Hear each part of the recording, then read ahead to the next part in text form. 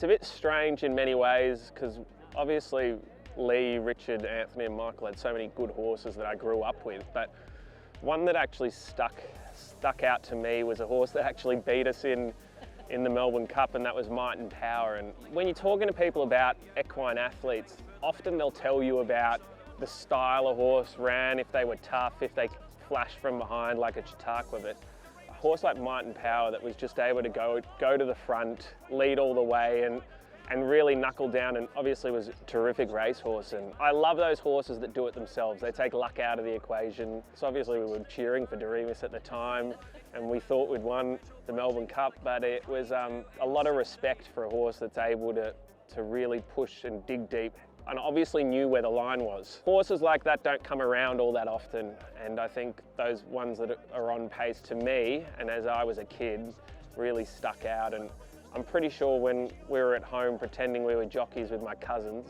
I was always pretending I was on Might and Power as long as my father and his uncles weren't around at the time. When these horses retire and they go and have their life after racing, and you hear many, many years later that they've passed, it almost feels like you're getting broken up with by a girlfriend. It's like you feel like a part of racing has just left you. And I think when you have that emotional feeling to those sorts of horses, then you really realise how significant they were to you. So, I mean, you could say the same for Sub-Zero. When Sub-Zero passed away, it really felt like racing took a hit. And I think Might and Power is certainly one of those types for me. And I just feel that you don't get too many of them come along. There's always a champion in their day, but there's very few that sort of resonates like that to me. And you were young, so we're talking about, the industry talking about 18 to 25s and we need to do this and that to attract them.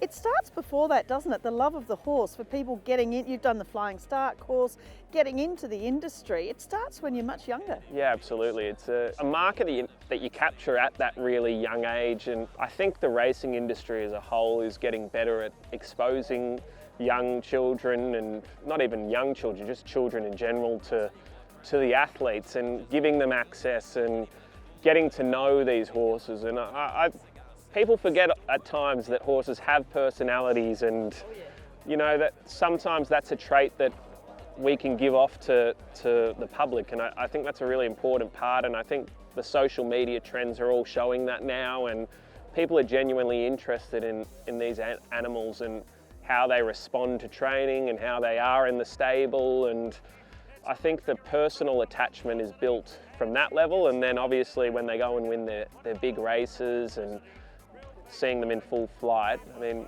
it's really a sport that you want to watch in person to really grasp that love of it. And yeah, I'll always remember being at the top of the grandstand watching Might and Power pip us, but it's really stood out.